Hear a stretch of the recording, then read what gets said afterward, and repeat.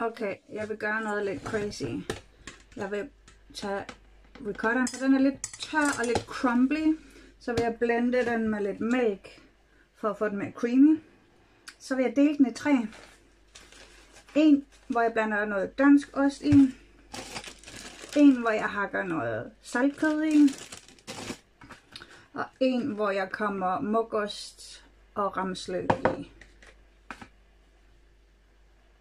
Jeg prøver at google adding flavor to ricotta, taste enhancing and ricotta, og der stod bare lidt i forbindelse med lasagne, mixe det med tomat og sådan nogle, det med basilikum, og der stod noget forskelligt, men ingenting om ricotta ost med forskellige ting, så det prøver vi nu. Så først så vil jeg blende. I kan se, den er ganske fast. Det er faktisk en hård skive eller disk, eller hvad man skal kalde det. Jeg skal prøve at break den op. Den er ganske dry. Hvilket er grunden til, at jeg også vil prøve at mixe den op med. Jeg valgte mælk i den her omgang, for det er det billigste, jeg har akkurat nu. Jeg overvejede creme fraiche. Jeg overvejede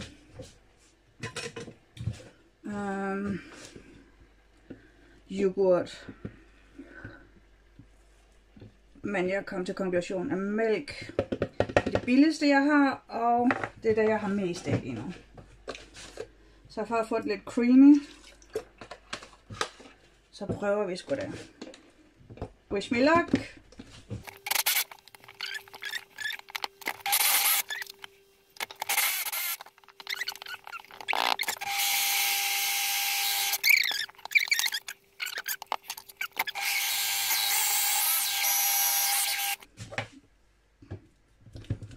Ja, nu begynder det at være sådan smørbart. Jeg håber bare på, at jeg ikke ødelægger det. Eller ikke gør det flydende, eller pisker det stift ligesom flødeskum, eller et eller andet.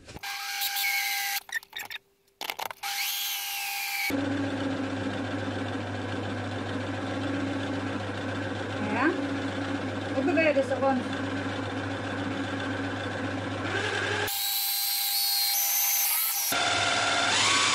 Ja, det behøver ikke at være smooth. Fuck det. Men nu er det i hvert fald. Det er stadigvæk alt for lyst til ikke at se det.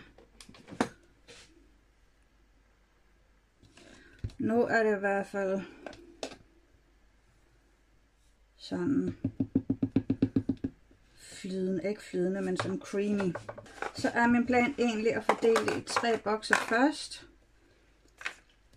Og så se. Lad en blive i og tage 2 ud, og så blende den første, og så bytte ud.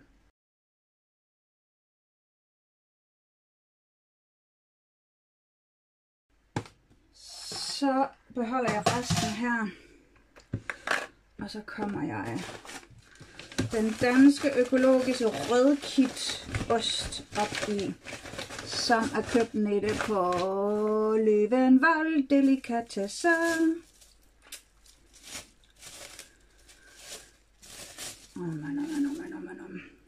Fordi den er så god, at den fortjener at blive strukket længere. Og den har en kraftig smag, så den kan tåle at blive tyndet lidt ud.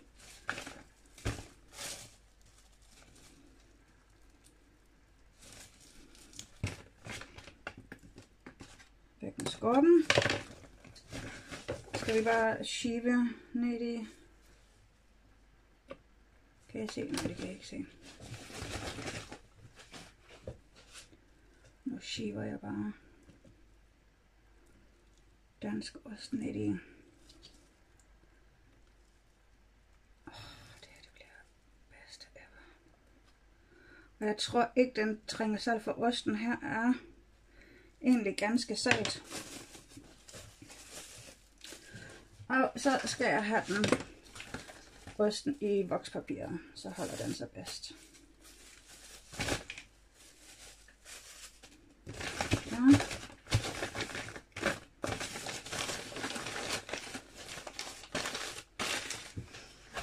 har ost overalt. Nu tror jeg, at den får lidt problemer med at køre rundt, for der er så lidt i. Det er så lille mængde, så det kan være, at der skal en lille smule mælk i. Og det kan være, at der skal en lille smule salt i. Nu prøver vi. Jens Langmann, var det osten hed? Økologisk rødkittost fra Danmark. Med hjemmelavet ricotta. Okay, det bevæger sig faktisk fint rundt. Det dufter som flødeskum med et lille hint af ostsmag i. Det ligner grynet flødeskum.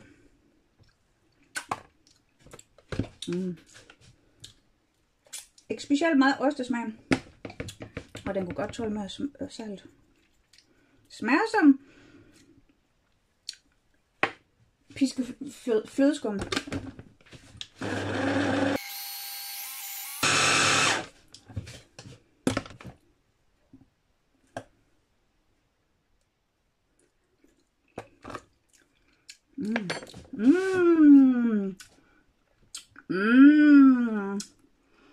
Der kom den danske ost frem. Det var salten, den trængte. Men den trænger noget mere. Er der nogen, der har prøvet at komme MSG i ost? Hvis den får mere salt.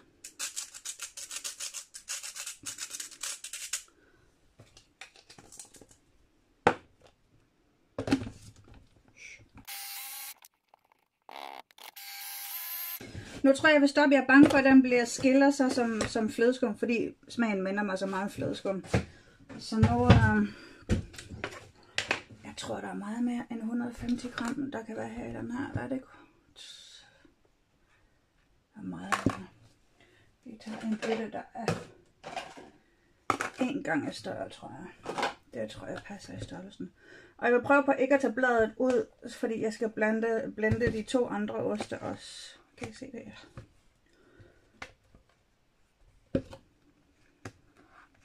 Ups.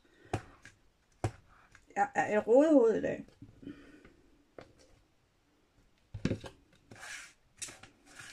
Nu presser jeg ned fra samme hjørne, og så presser vi luften ud også.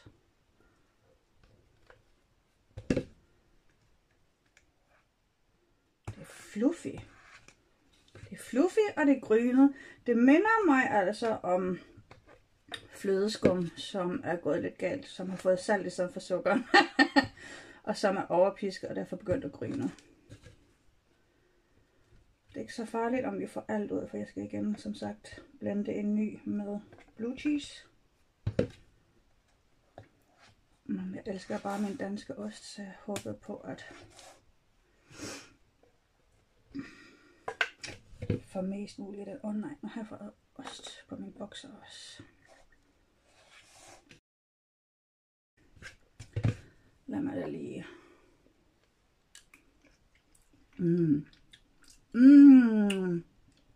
Wow. Det var MSG'en. Nu kommer ostesmagen virkelig frem. Wow, jeg skal have MSG de andre også. Nice! Okay, cool. Cool. Nu skal jeg lige vaske den dims, der faldt på gulvet. Det er den, der sætter i toppen af bladet. Yay! We're back. Det her, det var den danske ost. Der er stadigvæk noget tilbage her, hvilket absolut ikke gør noget. Og nu prøver vi med... Hvad for en skal vi prøve nu? Jeg havde noget planlagt. Mugosten. Eller det var vel kanskje egentlig skinken, jeg havde tænkt mig. Men jeg tror, det er smart at tage mugosten nu, fordi der er ost. Den med skinke, det bliver så en mix med forskellige ostesmag plus skinke. Og det er saltkød, så den er vældig salt. Og så vidt jeg husker, så havde jeg kun 2 tilbage, ja.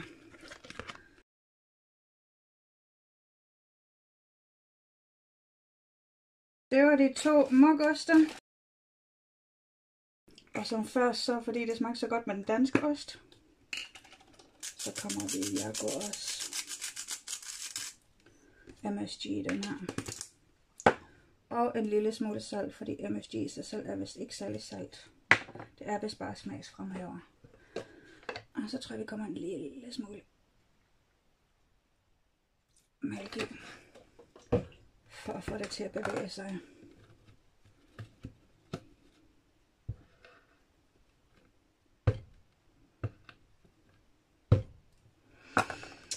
Ja.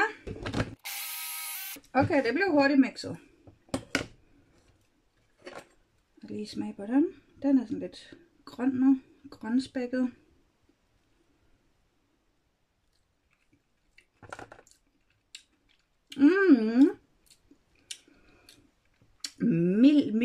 Mild mokost. Ja, meget mild.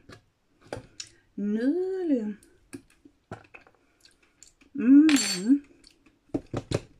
Bravo. Den minder lidt om den danske også, fordi de begge to har den der funk. Men den her har den der ekstra funk er fra sup, fra penicillin, skulle jeg sige. Virkelig moro det her. Det var første gang, jeg lavede ost i det hele taget, eller ricotta. Og det mislykkedes jo at komme rennet i. Den stivnede slet ikke med det rennet i går. Jeg tror, rennet er for gammel. Så jeg brugte eddike til at få det til at skille i way. Og se, ved du hvad, jeg tror altså, det bliver pisket til flødeskum. Jeg føler, at mængden, udover den mængde, jeg har tilføjet med mokosten, så føler jeg, at mængden har vokset. Okay, blåmokost. Og så tager vi den sidste. Hvor er det morsomt det her.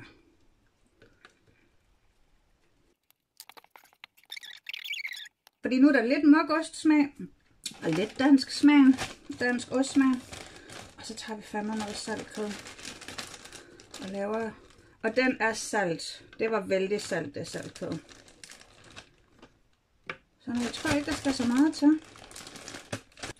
En lille smule mælk for at få den til at bevæge sig. Jeg elsker at lege køkkenet.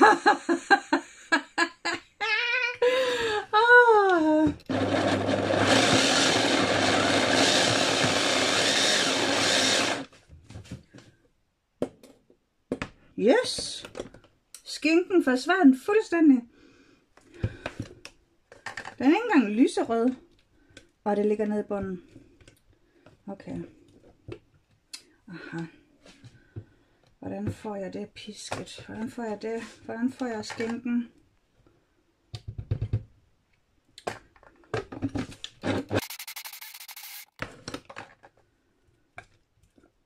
Skinkestykkerne ligger så ligesom under.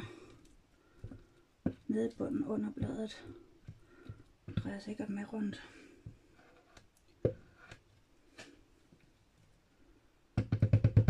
Så er der næsten hele stykker skinke nede i bunden.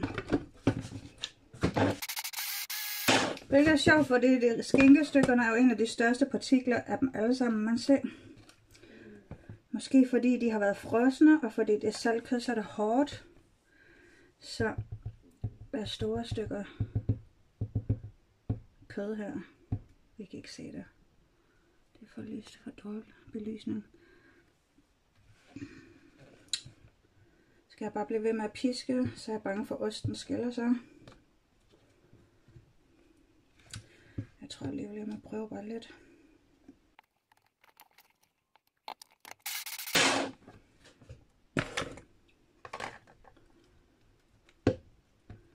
Skinkestykkerne er lidt store. Jeg tror ikke, jeg kan komme mere ost i, fordi så tror jeg ikke, jeg får plads til det. Jeg skal ikke komme mere mælk i, så bliver det for flydende. Så jeg komme en skive dansk ost i. Det tror jeg er en god idé. Skinken og osten tror jeg vil være rigtig god sammen. Og det vil tykne den lidt.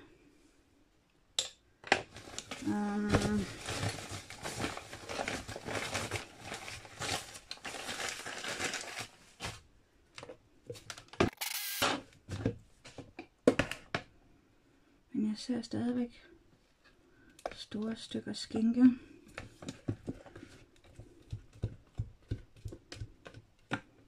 Det dufter dejligt af ost nu. Det dufter som en mix af den danske ost og blåmuggosten. Og lille hente af skinke.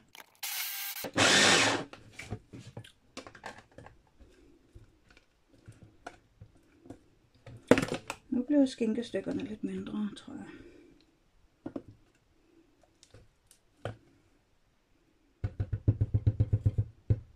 Ja, der er nogle store skinkestykker. Jeg skulle kanskje, det var ikke jeg så til næste gang, jeg skulle have hakket skinken op på et skærebræt først. Og så tilsat det.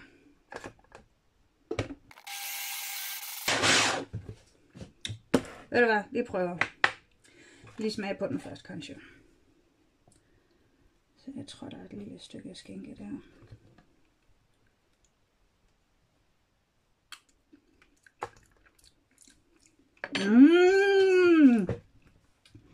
Oh my god, det smager skinkeost. Oh, wow.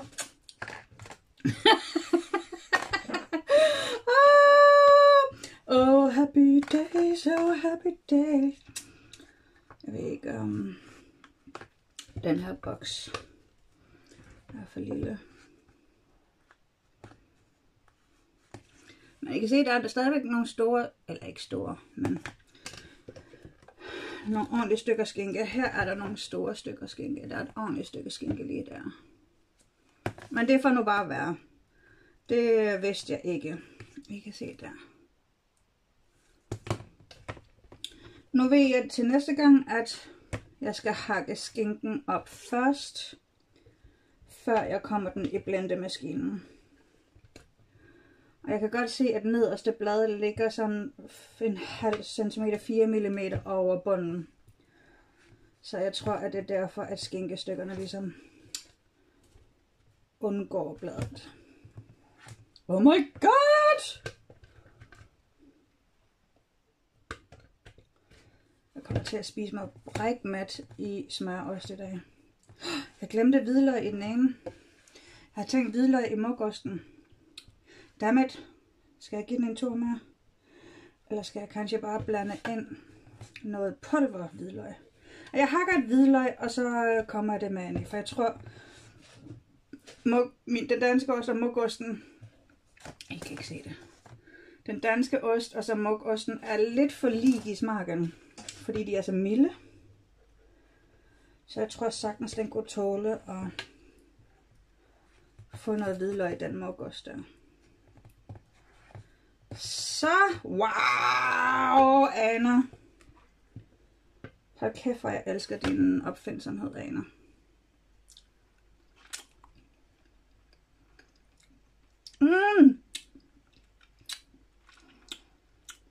Fluffy, cheesy, hammy, salty, meaty, creamy. Yum! Yay! Bedste idé ever. Og det var godt, jeg ikke kom MSG der, for den har masse smag, så kødet er jo tørket og saltet.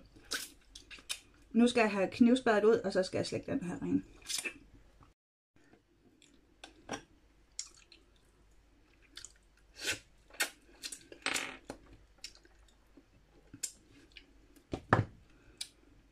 Jeg ved ikke, hvordan jeg får den her ud.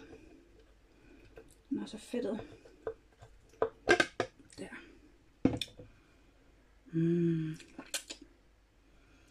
Og det er jo både lidt af den danske ost, lidt af muggosten,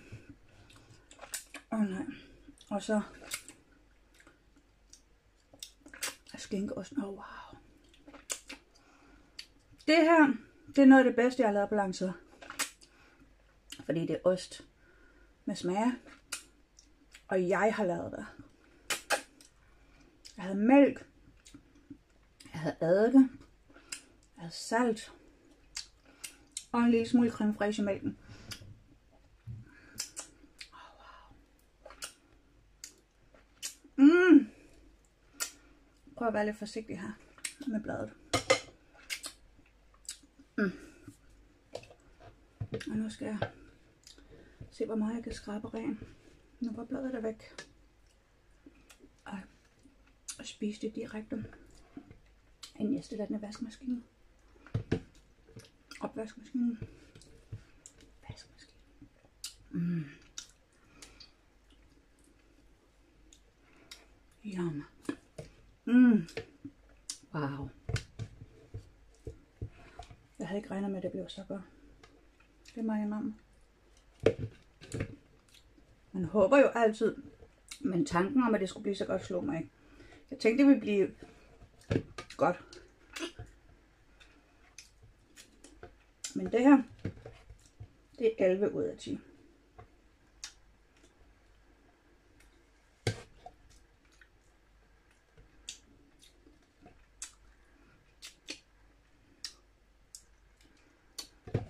Wow. Nu skal jeg lige vaske hen, og så skal jeg finde lågene til boksen, og så skal boksen i køleskabet. Så jeg skal lige hakke hvidløg til blommerkosten. Yes. Ja, så her er en 90, og her er en 70. Og hvad var der her? Ja, her var der 3. Okay. Der fortsætter vi. Det er blommerkosten, som vi skal have billeder i. Dansk økologisk rødkilt ost. Jens Langemann blandet med hjemmelavet ricotta. Hjemmelavet ricotta blandet med saltkød, strimler, svinestrimler og et kværn med pepper. 11 ud af 10. Og det her, det var blue cheese. Man kan se, den har et lille grønt hint. Man kan se, den har et lille, skinken har et lille rødt hint, og den har et lille grønt hint. Blue cheese og garlic.